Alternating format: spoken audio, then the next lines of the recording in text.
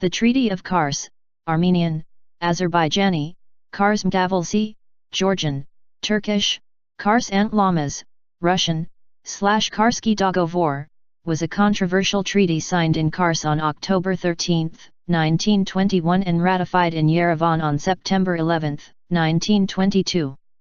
Signatories included representatives from the Grand National Assembly of Turkey, which in 1923 would declare the Republic of Turkey, and also from the future Soviet Armenia, Soviet Azerbaijan, and Soviet Georgia, all of which formed part of the Soviet Union after the Red Army invasion of Georgia and the December 1922 Union Treaty with the participation of Bolshevist Russia.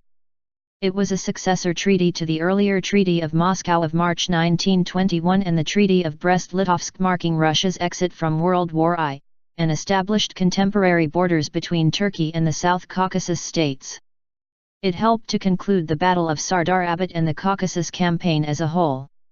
Most of the territories ceded to Turkey in the treaty were acquired by Imperial Russia from the Ottoman Empire during the Russo-Turkish War of 1877–1878. The only exception was the Surmalu region, which had been annexed by Russia in the Treaty of Turkmenchay after the last Russo-Persian War with Iran.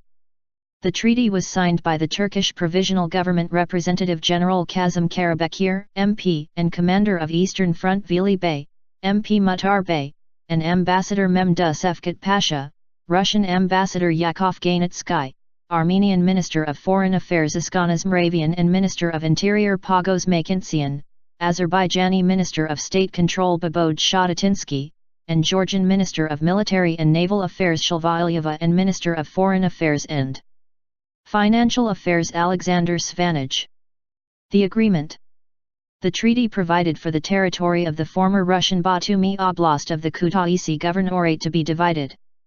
The northern half, with the port city of Batumi, was ceded by Turkey to Georgian SSR. The southern half, with the city of Artvin, would be annexed by Turkey. It was agreed that the northern half would be granted autonomy within Soviet Georgia. It eventually evolved into the Ajar Autonomous Soviet Socialist Republic, today Adjara. Additionally, Turkey was also guaranteed a free transit through the port of Batum for commodities and all materials destined for, or originating in, Turkey, without customs duties and charges, and with the right for Turkey to utilize the port of Batum without special charges. The treaty also created a new boundary between Turkey and Soviet Armenia, defined by the Akurian and Aras rivers. Turkey obtained from Armenia most of the former Kars Oblast of Russian Empire, including the Surmalu Uyezd, with Mount Ararat and the cities of Idra and Kokp, Tuzluca, the cities of Kars, Ardahan, and Oltu, the ruins of Ani, and Lake Ldr. Most of these areas were already under Turkish military control.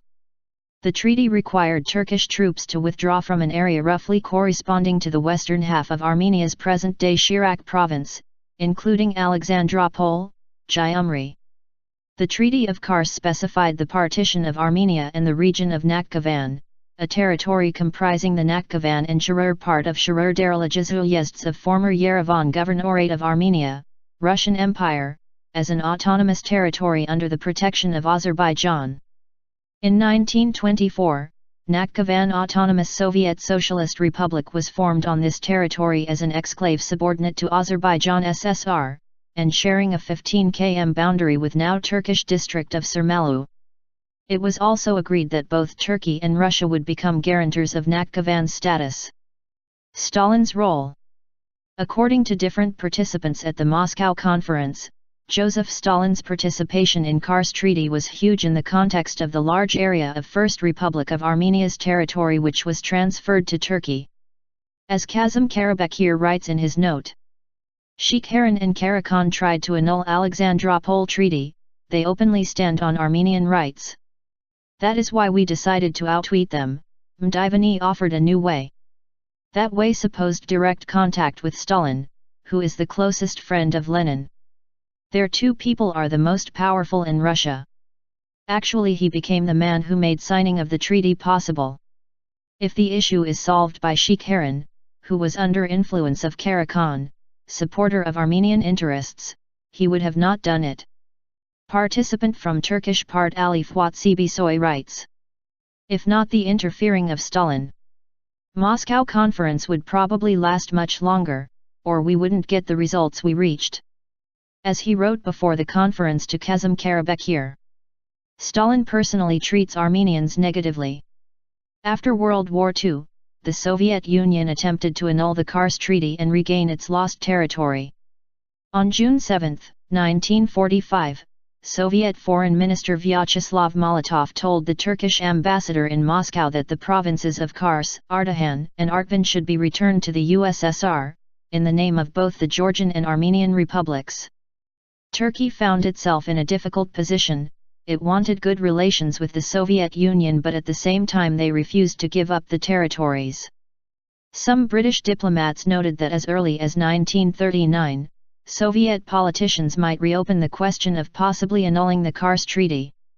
Turkey itself was in no condition to fight a war with the Soviet Union, which had emerged as a superpower after the Second World War. By the autumn of 1945, Soviet troops in the Caucasus were already assembling for a possible invasion of Turkey. Citation needed. Soviet territorial claims to Turkey were supported by all shades of the Armenian diaspora, including the anti-Soviet Armenian Revolutionary Federation.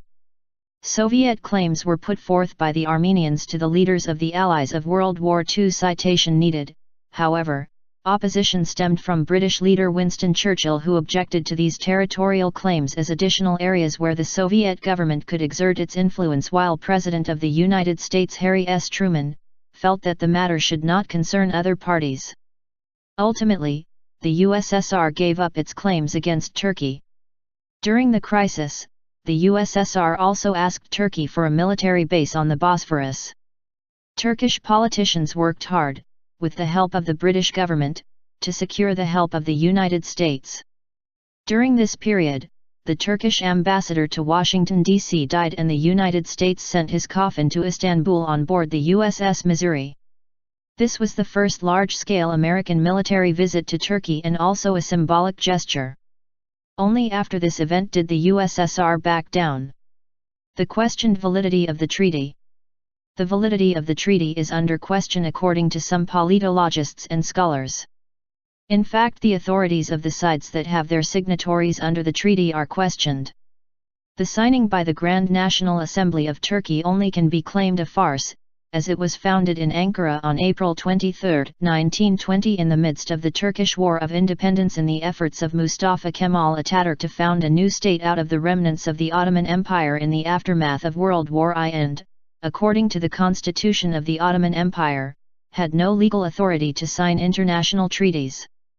Article 7 of the Constitution of the Ottoman Empire reads: "Among the sovereign rights of His Majesty the Sultan are the following prerogatives. Among all others, he concludes treaties with the powers, he declares war and makes peace," etc. When the Constitution was revised in August 1909, the same Article 7 stated, "Among the sacred prerogatives of the Sultan are the following, among all others," and the conclusion of treaties in general. Only, the consent of Parliament is required for the conclusion of treaties which concern peace, commerce, the abandonment or annexation of territory, or the fundamental or personal rights of Ottoman subjects, or which involve expenditure on the part of the state. Only in the year 1923 the Turkish Republic was announced by the Turkish GNA, and the constitution of the Ottoman Empire was changed with a new one in 1921. There is also an opinion among researchers that as the Soviet republics were under strict control of Moscow, and so the consent and independence of the parties is also questioned. 9. In addition, the USSR itself was established on December 29, 1922.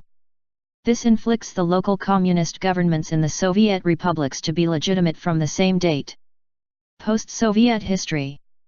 Since the dissolution of the Soviet Union in 1991, the governments of Turkey, Georgia, and Azerbaijan have accepted the Qars Treaty. But in contrast with this, the Armenian position is different, based on the announcements of Armenian government officials as well as the absence of any such ratifications or decisions.